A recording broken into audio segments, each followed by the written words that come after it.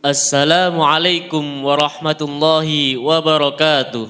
Innal hamdalillah nahmaduhu wa nasta'inuhu wa nastaghfiruh wa na'udzu billahi min syururi anfusina wa min sayyiati a'malina. May yahdihillahu fala mudhillalah wa may yudhlil fala hadiyalah.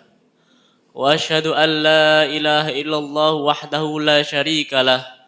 Wa asyhadu anna Muhammadan abduhu wa rasuluhu la nabiyya ba'dah. Amma ba'd. Alhamdulillah, ikhwani wa ikhwati rahimakumullah. Di pagi hari yang spesial ini kita bisa berjumpa kembali, tentunya dalam program Tanya Jawab bersama narasumber mulia kita, Syekhuna Kyai Haji Lutfi Basori, pengasuh Pondok Pesantren Ilmu Al-Quran Singosari Malang. Matta'anallahu bituli hayatihi syarifah. Di episode kali ini ada beberapa pertanyaan berupa problem, masalah, dan hukum yang berasal dari masyarakat. Semoga Pak Kiai berkenan memberikan jawaban bagi kita semua sehingga bisa menjadi pencerahan, jalan keluar, dan tentunya tambahan ilmu bagi kita semua. Amin, amin, ya rabbal alamin. Assalamualaikum Pak Kiai. Waalaikumsalam warahmatullahi wabarakatuh. Masya Allah, saya melihat Pak Kiai lebih cerah dan lebih fresh pada pagi hari ini. Alhamdulillah. Semoga Allah selalu melindungi Pak Kiai, memberikan kesehatan, umur panjang, dan kekuatan dalam berdakwah. Amin, amin, ya rabbal alamin. Amin. Pak Kiai, 2 minggu yang lalu ada penyelenggaraan hajatan di desa saya. Hajatan apa itu? Hajatan pernikahan. Yang hajatan itu mengundang banyak orang. Maka para pemuda berinisiatif untuk menjadikan lahan parkir masjid dijadikan tempat parkir. Kenapa kok lahan parkir masjid dijadikan tempat parkirnya? Kenapa? Karena tidak ada lahan yang luas untuk dijadikan tempat parkir selain lahan masjid tersebut. Oh, lanjut. Yang ingin saya tanyakan Pak Kiai, bolehkah meminjam lahan parkir masjid untuk dijadikan tempat parkir bagi para tamu undangan tersebut? Parkir masjid, lahan parkir masjid ya. Masjid itu ada 2 ya. Ada masjid yang dipergunakan untuk tempat sholat. Ada masjid, tetap wilayah masjid tapi memang diperuntukkan untuk tempat parkir gitu ya. Pertama, masjid itu tanahnya tanah wakaf. Begitu ya. Tergantung pewakifnya, pemberi wakaf tanah tersebut. Kalau pewakifnya itu mengatakan di dalam wakafnya, ini aku wakaf untuk masjid dan yang terikat dengan masjid. Terikat itu ya seperti masjid itu kan ada toiletnya kan gitu ya. Kepentingan masjid dan kemaslahatan masjid. Termasuk zaman sekarang adalah tempat parkir masjid. Begitu ya. Nah, berarti misalnya luas tanahnya 1000 meter persegi misalnya ini ya. Maka disepakati bahwasanya yang 500 meter persegi untuk bangunan masjid. Misalnya ini ya. Dan yang 500 meter persegi untuk kemaslahatan masjid termasuk tempat parkir. Itu ada masjid seperti itu. Sudah? Ada lagi masjid yang tidak seperti itu. Memang hanya sempit dan ada di kota atau di kampung. Maka semua bangunan itu diperuntukkan untuk masjid. Tempat sholat. Gak ada tempat parkirnya. Adapun tempat parkirnya ya ikut di jalanan. Kan ada begitu ya. Ada juga masjid itu yang mengusahakan untuk beli tempat parkir. Misalnya ini bangunan masjid ya. Ternyata di sebelah sana ada tanah luas dijual oleh orang kampung. Kemudian sepakatanlah jamaah masjid ini patungan beli lahan yang di seberang jalan yang tidak ada kaitannya dengan tempat sholat begitu. Dan masih banyak masjid-masjid yang ada sekarang terutama di kota-kota besar ya. Nah, ini dilihat dulu gitu. Kalau memang kita menghukumi masjid yang memang sudah punya tempat parkir ini ya. Punya tempat parkir oleh takmir masjidnya dan kesepakatan dengan masyarakat umum begitu ya. Bahwa di tempat itu memang dipergunakan lahan parkir. Maka lahan parkir itu sifatnya umum, namanya limaslahatil ammah, untuk kepentingan umum. Jelas ya? Karena kepentingan umum dan itu bukan untuk tempat sholat. Jelas? Beda dengan bangunan masjid yang di dalamnya memang khusus untuk tempat sholat. Kalau di dalam masjid maka jelas secara mutlak tidak boleh parkir di dalam masjid. Di dalam ini ruangan masjid. Kenapa? Mengganggu ibadah sholat. Paham ya? Jelas. Tapi kalau di tempat parkir yang memang khusus dan tidak mengganggu pelaksanaan ibadah sholat, maka ada beberapa kriteria yang diperbolehkan. Begitu. Kalau hajatan warga itu berkaitan dengan ibadah, seperti pernikahan kan ibadah, ya, tahlilan ibadah, kan begitu ya, pengajian umum ibadah, itu satu, dan yang semisalnya. Satu ya, kegiatan masyarakat. Tapi ada juga kegiatan masyarakat yang bukan ibadah. Contohnya, di seberang masjid itu ada mall misalnya. Orang mau belanja, mau seneng-seneng, itu kan bukan ibadah. Jelas ya? Betul, sama-sama untuk umum, tapi yang satu untuk ibadah, yang satu tidak untuk ibadah, untuk senang-senang. Atau misalnya kalau zaman sekarang itu ada kafe misalnya ya, yang rame, butuh lahan parkir gitu ya. Jelas kita bisa membedakan. Selagi masyarakat umum itu di dalam acaranya masih mengandung ibadah kepada Allah SWT, ya, maka diperbolehkan menggunakan lahan parkir masjid selagi tidak mengganggu pelaksanaan ibadah dan tidak mengganggu orang-orang yang akan pergi ke masjid. Begitu. Kalau misalnya pelaksanaan hajatan warga tadi yang dekat lahan parkir masjid itu ternyata diadakan sebut saja jam 11 siang sampai jam 2 siang. Padahal orang mau pergi ke masjid sholat itu ya jam-jam itu. Berarti apa? Mengganggu kan? Ya, maka tidak boleh. Tapi kalau tidak mengganggu maka hukumnya boleh. Kenapa? Ini dianggap limaslahatil ammah. Begitu ya? Jelas?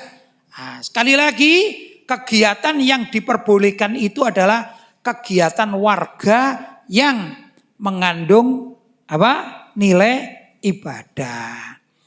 Tapi contoh misalnya, sama-sama kegiatan warga mengandung nilai maksiat. Warga kampung mengadakan misalnya bedol desa atau bedah desa atau apalah namanya dengan mengundang penyanyi dangdut. Jelas kan maksiat. Karena nggak ada tempat lahan parkir, kok diparkir di tempat parkiran masjid. Ya jelas ini merusak nilai ibadah dan kehormatan masjid tersebut haram. Tak boleh. Ya. Karena apa? Namanya tempat wakaf itu tidak boleh dibisniskan. Begitu. Kalau pinjam, sebagaimana tadi ada hajatan kemantenan gitu ya, akad nikah. Kan tidak di bisnis parkiran masjid, maka boleh begitu. Tapi parkiran masjid yang di bisnis, memang niat bisnis kan macam-macam ini ya. Misalnya ada pemuda di situ, Karang Taruna misalnya, wah ini enak ini ada hajatan warga ini, kita buat lahan masjid, parkiran itu kita bisnis dan uangnya masuk di kas Karang Taruna misalnya, ya gak boleh. Karena nilai masjid itu wakaf, tidak dibisniskan. Jadi tergantung acaranya yang bagaimana, parkirannya juga yang bagaimana.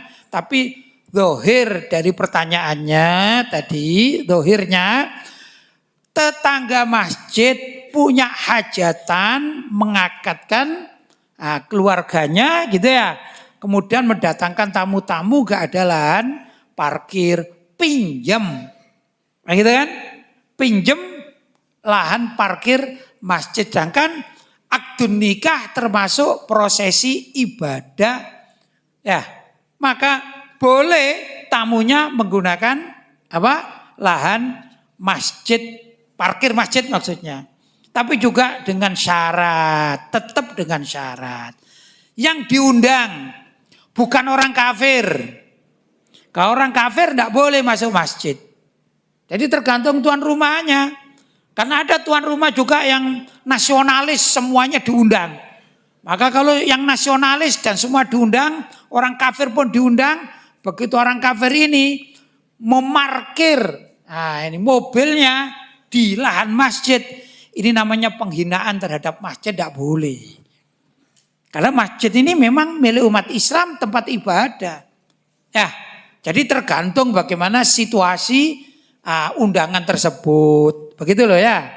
Tidak bisa secara mutlak. Karena itu diharapkan kepada semua masyarakat yang menggunakan lahan parkir masjid untuk acara seperti tadi hajatan orang kampung sekitarnya harus pandai-pandai. Perlu orang kampung itu tahu bahwa ini masjid yang wajib dihormati, marwah kemasjidannya sebagai tempat ibadah. Jelas ya? Begitu.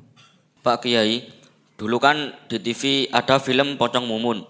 Apa? Ada film Pocong Mumun. Pocong Mumut. Ya. Yang katanya jika tali pocongnya tidak dilepas, maka arwahnya akan gentayangan. Pertanyaan saya, apakah benar jika tali pocongnya tidak dilepas saat pemakaman, maka arwahnya akan gentayangan? Pocong Mumut ya. Maksud pocong mumut itu kalau dalam film itu ya. Yeah. Mayit yang dikuburkan, kemudian tali pocongnya tidak dilepas, maka arwahnya gentayangan, gitu ya.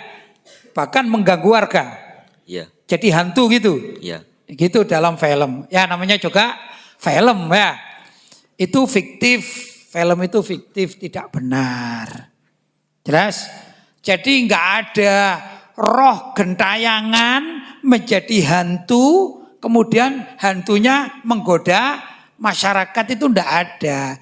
Yang menggoda masyarakat bahkan juga menyerupai pocong atau menyerupai Mbak Kunti, Kuntilanak, itu bukan arwah, bukan roh seseorang, tidak, tapi bangsa jin.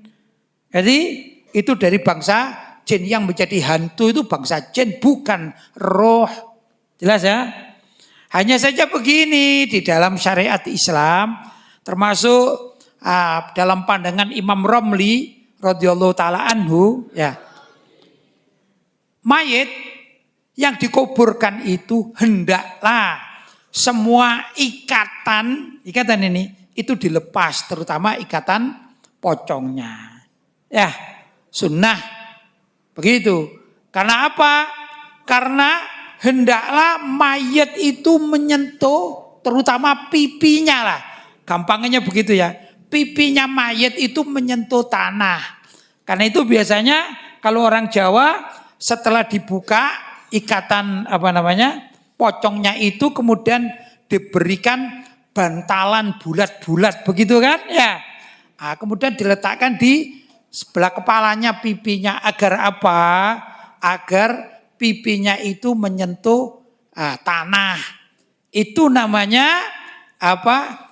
Mayat itu dulu pertama di zaman Nabi Adam, kan Nabi Adam diciptakan dari tanah. Kan begitu ya?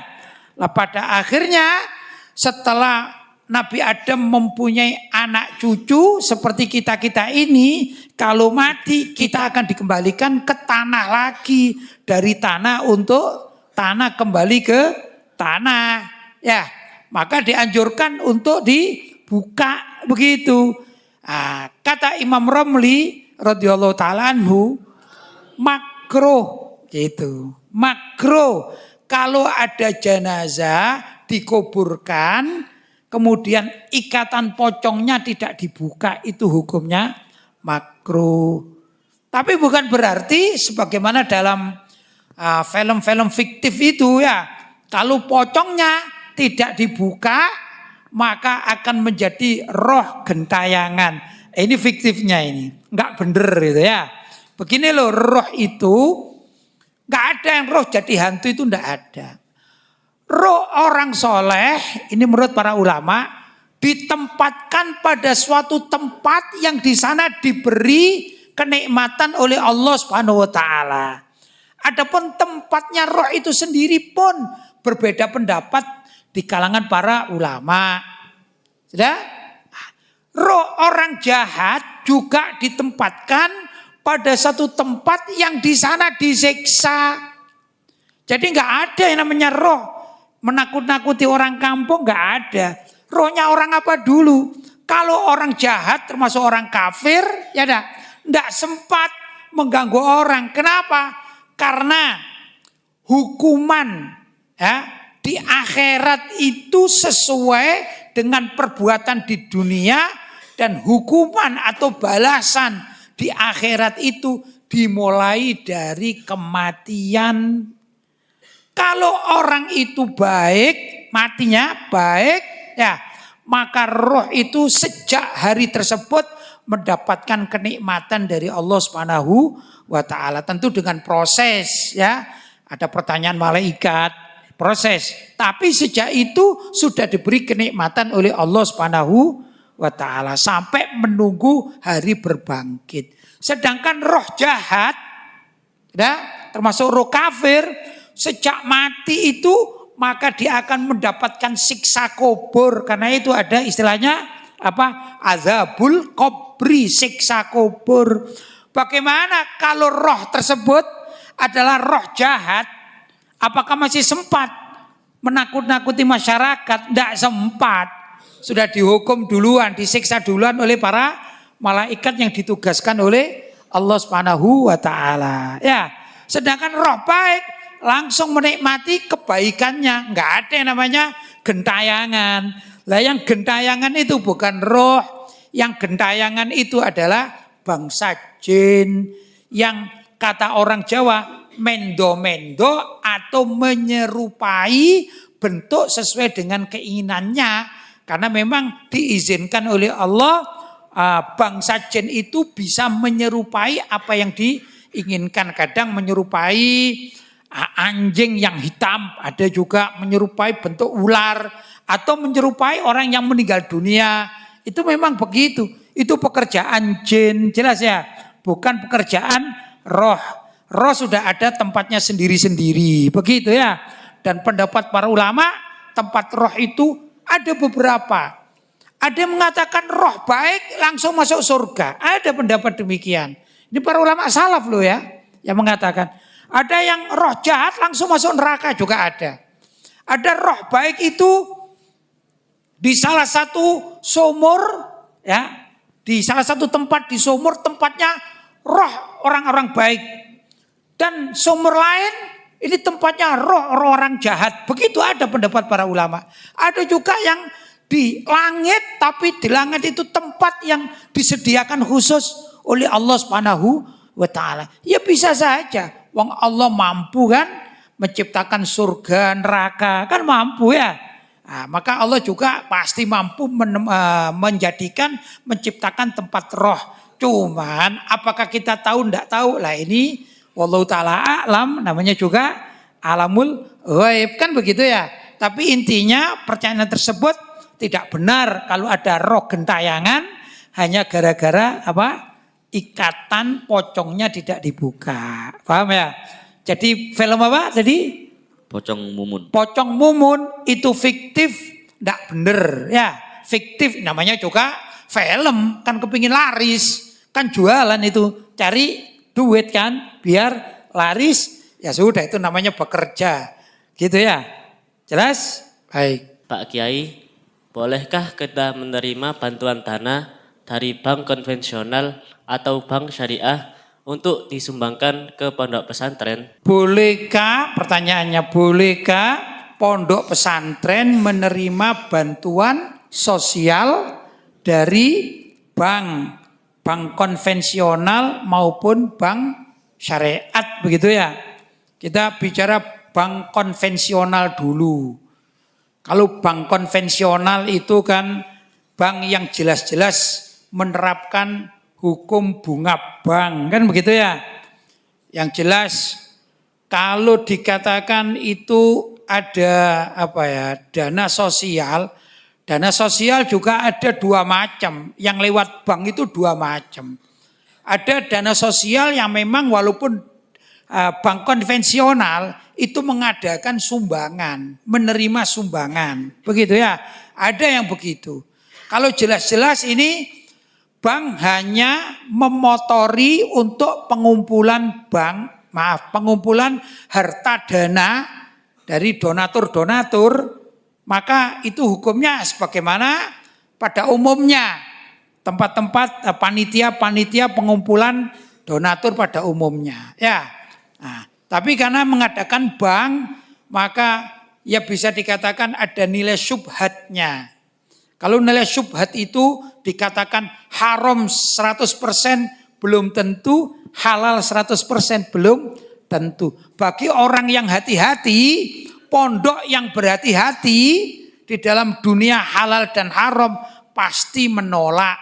Begitu ya, pasti menolak. Tapi ada juga sebagian elemen itu berpikir demikian. Daripada dana-dana itu diambil oleh orang kafir untuk memusuhi umat Islam. Misalnya ada sekelompok orang kafir membuat pasukan untuk menggempur masjid misalnya. Ya, kan mungkin terjadi. Kok mendapatkan dana gitu dari dananya yang dikumpulkan oleh pihak bank. Adapun dana itu disetorkan kepada kelompok kafir, ternyata dana itu dipergunakan membiayai pembongkaran atau pembumi hangusan masjid. Kan rugi, gitu ya. Maka sebagian orang mengatakan ya diambil saja, gitu. Adapun dipergunakan untuk apa? Maka minimal dipergunakan untuk maslahat umum. Contoh pembangunan jalan. Begitu ya. Jangan tempat ibadah, sedangkan pondok kan tempat ibadah. Kalau bisa ya bikin jalan aja di kampung-kampung. Paham ya? Itu begitu. Kalau orientasi berpikirnya daripada diambil oleh pihak musuh Islam yang gunanya untuk menyerang eksistensi agama serta umat Islam, mending diambil. Ini orientasi berpikir ya. Tapi ya ini anjuran kepada semuanya, terutama pada para santri. Mudah-mudahan kalian suatu saat juga mengelola tempat ibadah, tempat pendidikan Islam, kan begitu ya. Kalau bisa jangan mengambil dana-dana walaupun dana sosial dari bank konvensional, jangan. Ya, ini saran. Lebih aman, lebih ihtiyatan, lebih berhati-hati. Kalaupun itu dana dari bank syariat, bank muamalat, lah ini masih mending. Kenapa? Ya namanya juga masih berlabel syariat. Untuk di Indonesia sudah ada fatwa MUI. Bila mana di suatu tempat tersebut sudah ada bank yang sifatnya syariat atau syar'i, dan di situ ada bank konvensional. Maka dalam umat Islam lebih mendahulukan bank yang sudah ada label syariatnya. Walaupun misalnya pelaksanaan di lapangan pun ya tidak terlalu syar'i amat, tapi label itu penting. Begitu ya, label itu penting. Kalau disuruh memilih dari dua bank tersebut, ada bank konvensional, ada bank syariat. Dulu kan yang bank berlabel syariat. Kalau di Indonesia ini sekarang ada namanya BSI, Bank Syariat Indonesia, Bank Muamalat, ya. Nah, begitu ya. Tapi kalau yang bank konvensional seperti BNI, BRI, BCA kan begitu ya. Maka dulu kan yang bersifat syar'i. Demi apa? Ahwat itu berhati-hati, begitu. Nah, kalaupun ada suatu tempat pendidikan seperti pondok, kok ada bank yang mendonasikan dana sosial, maka hendaklah mengambil yang dari bank syariat. Ini anjuran saya. Ya, kalau memang dianggap terpaksa. Tapi ya ikhwan, kalau saya pribadi lebih baik begitu ya, mengambil dari harta donasi, donatur dari masyarakat umum yang tidak dari bank tersebut, baik bank konvensional maupun bank syariat. Masyarakat ini bagus kok diajak untuk menyumbang pendidikan atau pendirian tempat ibadah, pondok pesantren, masih bagus kok. Responnya juga masih bagus juga. Maka saran saya lebih baik mencari donatur masyarakat secara langsung daripada kita bingung hukumnya, gitu ya. Bingung hukumnya gimana ya? Dana dari bank. Kan begini dalam hadis dikatakan dak ma yaribuk ila mala yaribuk. Tinggalkan sesuatu yang menyebabkan kalian ini ragu-ragu ya, dan masuklah kepada sesuatu yang kalian tidak ragu-ragu, begitu. Jelas ya? Baik. Pak Kiai, saat saya membuka sosmed seperti Instagram, Facebook, dan lain-lain, saya menemui banyak sekali pasangan suami istri yang mengumbar kemesraannya di medsos itu. Mengumbar kemesraan di medsos, ya. Suami istri. Ya. Baik. Pertanyaan saya, apakah boleh hal demikian itu, Pak Kiai? Mengumbar kemesraan antar suami istri di medsos. Begini ya, kemesraan itu ada yang boleh dilihat orang, ada yang sifatnya privasi, begitu ya. Tidak boleh dilihat orang lain. Yang boleh contohnya jalan berdua, kan boleh. Nabi Muhammad juga pernah jalan berdua dengan Siti Aisyah dan disaksikan oleh para sahabat. Dan Nabi Muhammad pun pernah bertemu dengan salah satu istri beliau di depan para sahabat dan berbicara mesra. Tapi itu yang layak, gitu ya, yang layak. Maka misalnya begini, saya aja misalnya ya, saya punya istri saya ajak pergi kalau bahasa sekarang healing gitu ya. Healing. Ya enggak apa-apa. Ya, enggak apa-apa. Ini karena healing itu sesuatu yang umum. Kita juga melihat masyarakat jalan-jalan kemana-mana kan umum. Begitu ya. Ini kemesraan yang boleh diperlihatkan. Tapi mohon maaf, ada kemesraan yang tidak boleh diperlihatkan. Ini suami istri, contoh misalnya, secara vulgar misalnya ya, hubungan intim suami istri kan tidak boleh dilihat. Jangankan oleh masyarakat umum, seorang suami istri dan punya anak, apakah boleh suami istri ini kemudian berhubungan intim? Mohon maaf, gampangannya berjima atau bersetubuh di depan anaknya, kan tidak boleh. Kepada anak saja nggak boleh, apalagi pada masyarakat umum, kan begitu ya.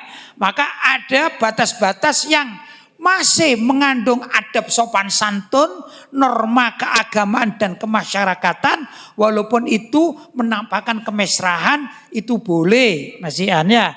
Tapi ada kemesraan yang tidak boleh, yang sifatnya privasi, begitu ya.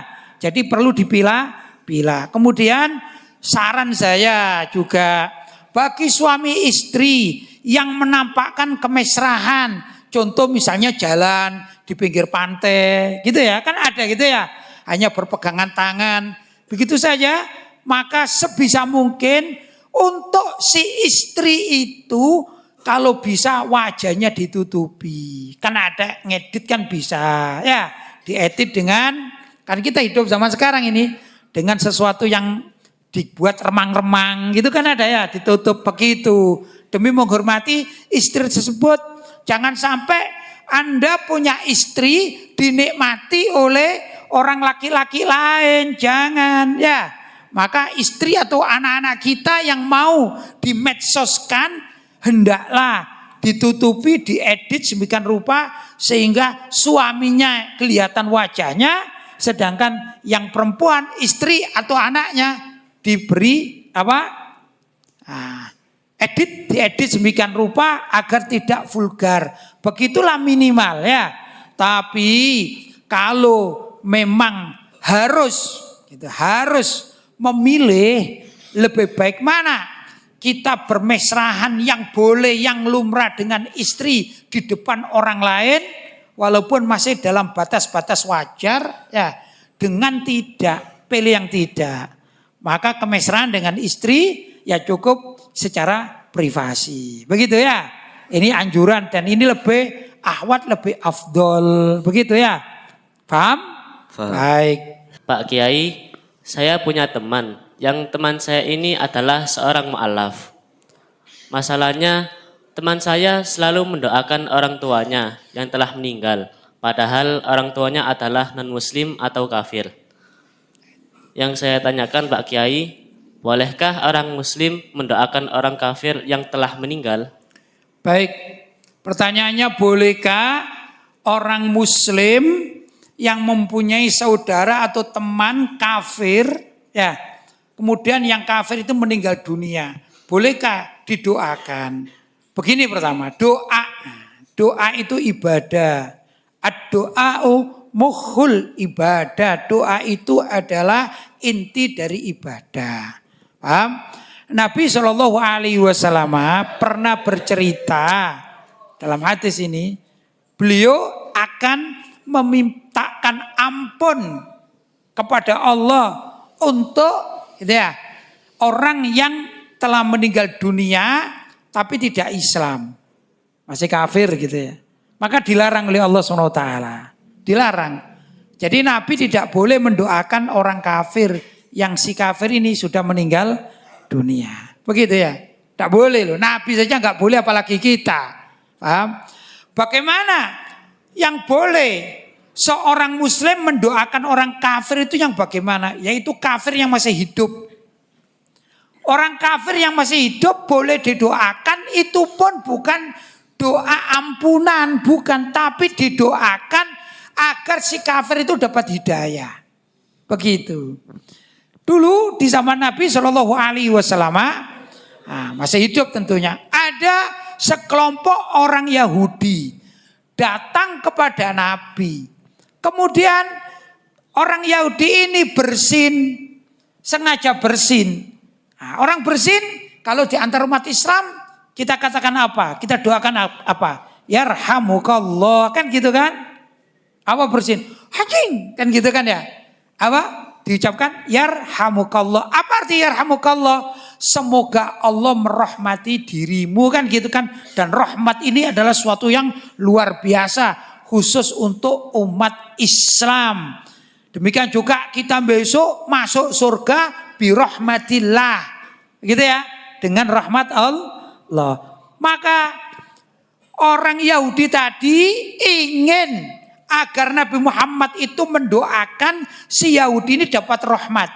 Setelah wahing, kata orang Jawa atau apa, bersin, hajing misalnya gitu ya, hajing. Terus bilang apa? Yarhamukallah. Tapi apa yang dilakukan oleh Nabi?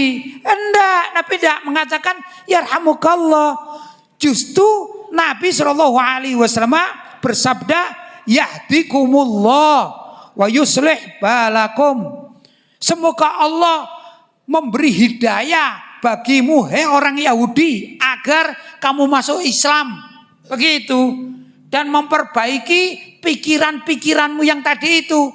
Kamu pikir, nah, barangkali gitu ya terjemahnya. Aku, kata Nabi, ya, aku seorang Nabi itu akan memintakan rahmat kepada Allah untukmu. Itu kan pikiran orang Yahudi. Ya enggak. Tapi aku doakan agar engkau mendapatkan hidayah masuk Islam. Begitu doa yang boleh. Ya.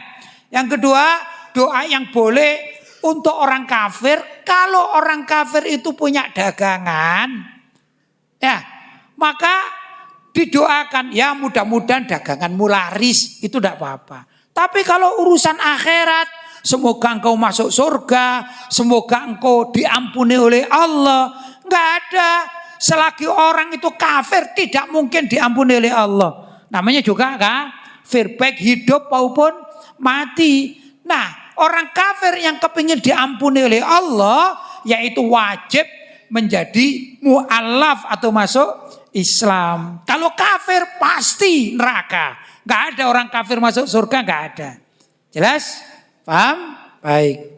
Pak Kiai, bagaimanakah pendapat antum jika ada seorang laki-laki yang mengajak perempuan yang bukan mahram untuk makan berdua di restoran atau tempat makan yang lain? Ada seorang laki-laki mengajak seorang perempuan, mungkin mitra kerja gitu ya. Jadi seorang laki-laki dengan perempuan kalau zaman sekarang itu tidak selalu pacarnya gitu ya. Non mahram ini ya. Bukan istri juga. Nah, bukan istri, non mahram. Bagaimana hukumnya? Pertama, kalau yang diajak bicara itu, pertama ya, misalnya teman kantornya, mungkin terjadi kan? Ya. Kalau dia di tempat tertutup, walaupun itu ruangan tempat tertutup, walaupun dia ini tidak bicara cinta-cintaan, tetap hukumnya haram, tidak boleh. Jelas? Tapi kalau misalnya ini di tempat yang ramai ini, yang di situ masih ada orang-orang lain, berarti dia ini tidak berdua. Begitu ya?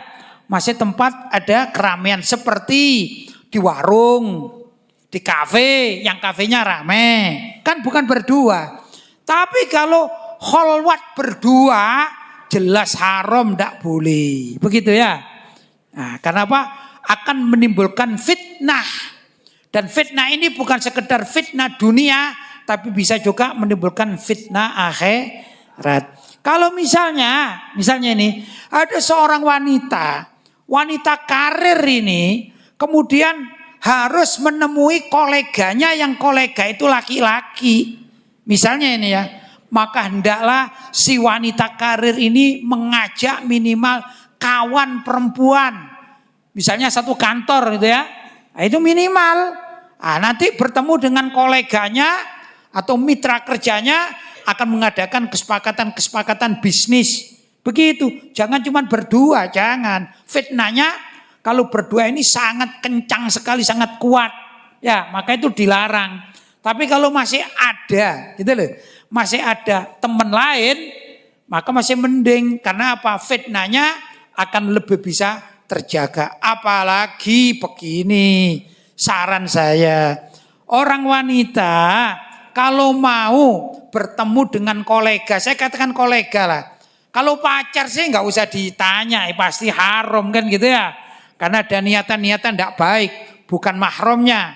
Kan gitu. Kalau laki-lakinya dengan wanita ini pacarnya, kekasihnya, sama-sama tua bahkan gitu ya. Mungkin yang laki-laki duda, yang perempuannya janda kan bisa saja. Tapi berdua-duaan. Ini haram jelas. Gak ada yang mengatakan halal. Tapi yang jadi masalah, jadi problem, gimana orang kantoran. Begitu ya. Punya mitra. Maka carilah yang aman, tempat yang aman, bukan berdua-duaan. Yang kedua, carilah kawan agar meminimalisir fitnah. Dan utamanya kalaupun misalnya ini wanita tersebut setiap harinya tidak pakai tidak pakai cadar, tapi begitu ada hajat ini ya, mau bisnis, dan bisnis ini menentukan suatu perusahaan sebagai pekerjaannya yang dia anggap ya sangat penting sekali. Saran saya ini, hendaklah saat bertemu dengan lelaki tersebut pakai cadar. Ini sudah meminimalisir fitnah. Jelas ya?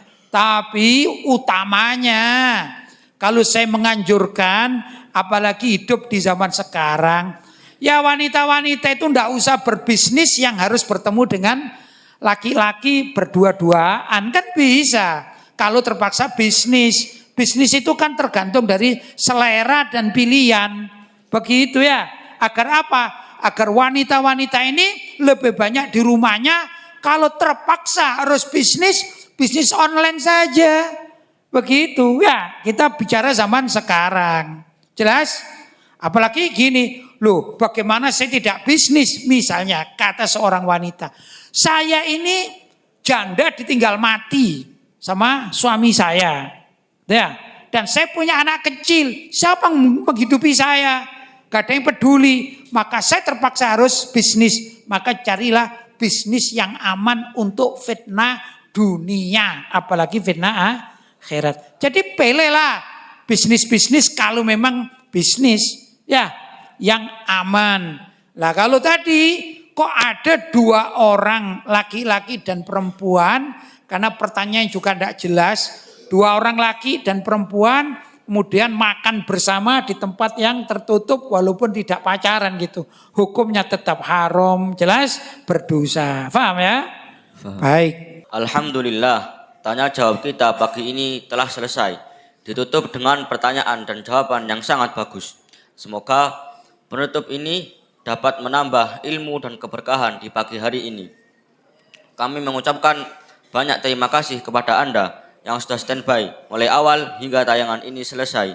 Dan juga kami ucapkan ribuan terima kasih kepada narasumber kita, Syekhuna Kiai Haji Lutfi Basori, atas ilmu yang telah beliau berikan kepada kita semua.